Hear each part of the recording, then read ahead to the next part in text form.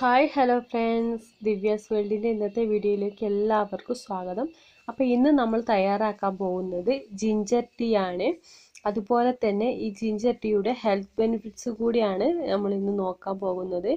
അപ്പോൾ നമ്മുടെ ചാനൽ ഇതുവരെ സബ്സ്ക്രൈബ് ചെയ്യാത്ത ഏതെങ്കിലും ഫ്രണ്ട്സ് ഉണ്ടെങ്കിൽ സബ്സ്ക്രൈബ് ചെയ്തതിന് ശേഷം അതിൻ്റെ അടുത്തുള്ള കുഞ്ഞ് ബെല്ലൈക്കണും കൂടി ഒന്ന് പ്രസ് ചെയ്യാൻ മറക്കരുത്. അപ്പോൾ നമുക്ക് വീഡിയോയിലേക്ക് പോകാം. ജിഞ്ചർ ടീ തയ്യാറാക്കാൻ വേണ്ടിയിട്ട് ഞാനിവിടെ ഒരു ഗ്ലാസ് വെള്ളം എടുക്കുന്നുണ്ട്. ഇത് നമുക്ക് ഒരു സോസ് പാനിലേക്ക് ഒഴിച്ച് കൊടുക്കാം. ശേഷം ഇത് നന്നായിട്ടൊന്ന് തിളച്ച് വന്നതിന് ശേഷം ഇതിലേക്ക് നമുക്ക് ചതച്ച് വെച്ചിരിക്കുന്ന ഇഞ്ചി ചേർത്ത് കൊടുക്കാം.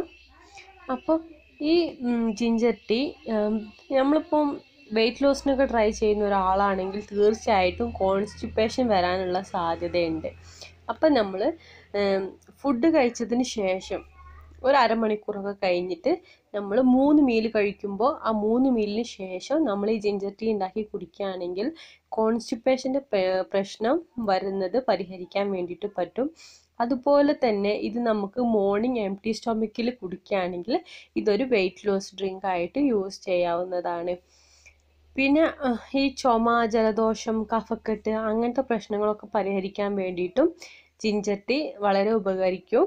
അപ്പോൾ നമ്മുടെ വെള്ളം ഇവിടെ നന്നായിട്ട് തിളച്ച് വന്നിട്ടുണ്ട്.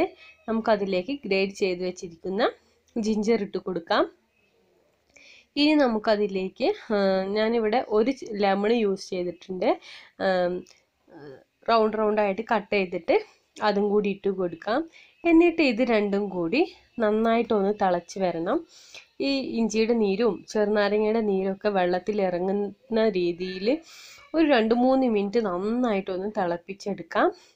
അപ്പോൾ നമ്മുടെ ഇത് നന്നായിട്ട് തിളച്ച് വന്നതിന് ശേഷം നമുക്കതിലേക്ക് ഒരു 1/4 ടീസ്പൂണ് മഞ്ഞൾപ്പൊടി കൂടി ഇട്ട് കൊടുക്കാം.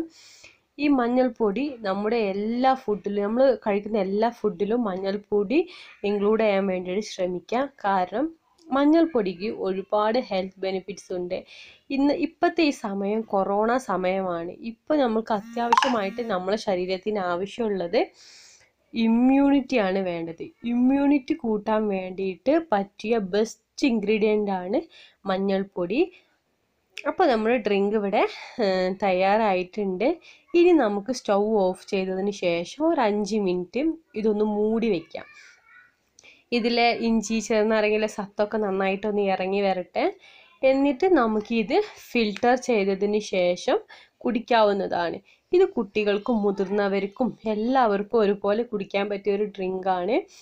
പറഞ്ഞത് മനസ്സിലായെന്ന് വിചാരിക്കുന്നു. കോൺസ്റ്റിപ്പേഷൻ ഉള്ളവർ ഫുഡ് കഴിച്ചതിന് ഒരു അരമണിക്കൂറിന് ശേഷം കുടിക്കുക. പിന്നെ ചുമ, ജലദോഷം ഉള്ളവർക്കൊക്കെ ഈ ഡ്രിങ്ക് കുടിക്കാൻ പറ്റും. അപ്പോൾ ഈ വീഡിയോ നിങ്ങൾക്ക് യൂസ്ഫുൾ ആയെന്ന് കരുതുന്നു.